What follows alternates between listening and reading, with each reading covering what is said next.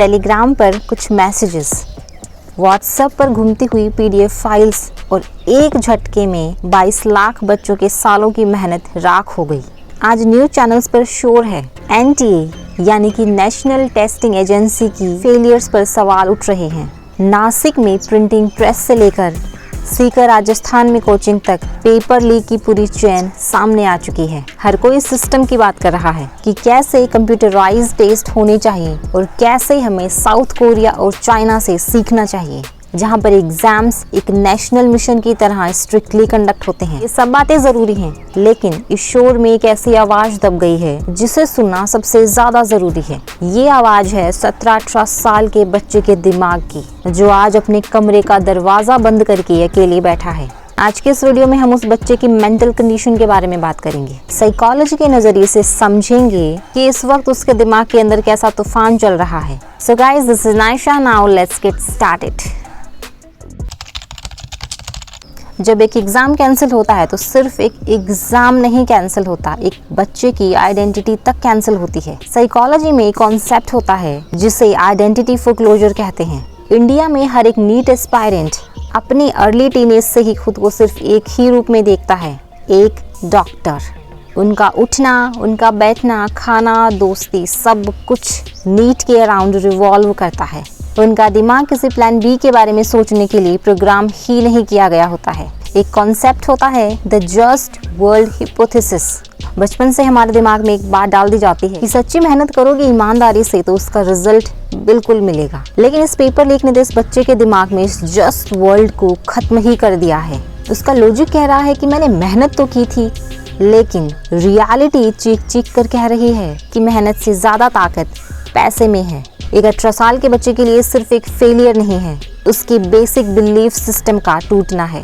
उसको लग रहा है कि उसके घंटों की मेहनत सिर्फ एक मजाक बन के रह गई है। जब किसी बच्चे को लगता है ना कि उसने अपना 100% दिया, दिन रात एक करके, रात भर जाग के उसने मॉक टेस्ट सॉल्व किए, अपने सब कुछ सेक्रीफाइस कर दिया, लेकिन फिर भी रिजल्ट उसके हाथ में नहीं है, तो साइकोलॉजी इसे लर्न्ड हेल्पलेसनेस कहती है। ये वो मेंटल स्टेट होती है जहाँ पर इंसान को लगता है कि चाहे मैं कितनी भी मेहनत कर लूँ, लेकिन सिस्टम मुझे हरा ही देगा। ये फीलिंग बहुत ही डीप ट्रॉमा क्रिएट करती है। ये सिर्फ सैडनेस नहीं है, ये लोकस ऑफ कंट्रोल का छिन जाना है। इन बच्चों को लग रहा है कि इनकी जिंदगी का स्टीयरिंग व्हील इनके हाथों से छीनकर एक करप्ट सिस्टम के हाथों में दे दिया गया है। और इस हेल्पलेस फीलिंग के ऊपर आता है इससे भी बड़ा एक इमोशनल वेट, वो है गिल्ट। ज्यादातर एस्पायरेंट्स मिडिल क्लास फैमिली से ही आते हैं। इन बच्चों ने देखा है अपने पेरेंट्स को सेविंग्स तोड़ते हुए। उन्हें पता है कि इन कोचिंगों की इतनी ऊंची इमारतों की फीस उनके पेरेंट्स ने, उनके माँ बाप ने कैसे भरी है। सिस्टम तो उन्हें सिर्फ एक रैंक या रोल नंबर ही समझता है और सिर्फ रैंक लाने वाले को ही सेलिब्रेट किया जाता है। तो इस ऑब्सेशन ने पेरेंट्स और स्टूडेंट्स दोनों के ऊपर एक इतना टॉक्सिक प्रेशर डाल दिया है कि बच्चा खुद को सिर्फ एक इंसान नहीं, एक इन्वेस्टमेंट समझने लगा है। और जब एग्जाम लीक होता है तो बच्चे को लगता है कि वो अपने पेरेंट्स की सिर्फ एक फेल्ड इन्वेस्टमेंट बन के रह गया है, और ये सोच उसके दिमाग को अंदर ही अंदर खोखला कर देती है। अब मैं डायरेक्टली आपसे बात करना चाहती हूँ, जो शायद एक नीट एस्पायरेंट हो, जो इस वक्त ये वीडियो देख रहा हो और जिनके दिमाग में इस वक्त शायद बहुत कुछ गलत, बहुत डार्क ख्याल आ रहे हों। अगर तुम्हारा दिमाग तुमसे कह रहा है कि सब कुछ खत्म हो गया है, अगर ये एग्जाम भी ऐसा ही हो गया तो मेरा जीना तो बेकार है, तो मेरी ये बात ध्यान से सुनो। साइकोलॉजी में एक कंडीशन होती है जिसे कॉग्निटिव टनलिंग कहते हैं। जब हमारा दिमाग किसी एक्यूट स्ट्रेस या ट्रॉमा से गुजरता है, तुम्हें आगे पीछे का कुछ भी नहीं दिखता,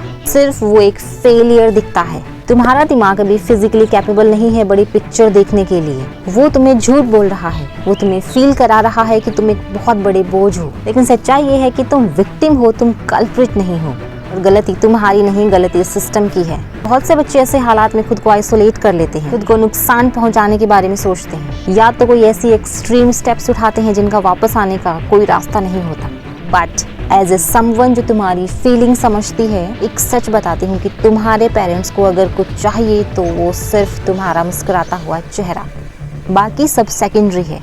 तो अब करना क्या है? Allow yourself to grieve. रोना आता है, रो लो। गुस्सा आता है, निकालो। अपने पेरेंट्स से बात करो, अपने दोस्तों से बात करो। अपने अंदर उस जहर को जमा मत होने दो। दूसरा, हमें सिस्टम से सवाल करना नहीं छोड़ना है। हमें फेयर एग्जाम की डिमांड करते रहना है ताकि किसी और बच्चे के साथ ये ना हो, और ये हमारा हक है। क्योंकि इंडिया अगर अपना ये यूथ, अपना ये डेमोग्राफिक डिविडेंड ऐसे ही मेंटल ट्रॉमा में खोता रहा तो हम सिर्फ एक डिग्री प्रोड्यूस करेंगे, जॉब रेडी और ऑनेस्ट यूथ नहीं। लेकिन जब तक सिस्टम ठीक नहीं होता, हमें खुद को ठीक रखना है।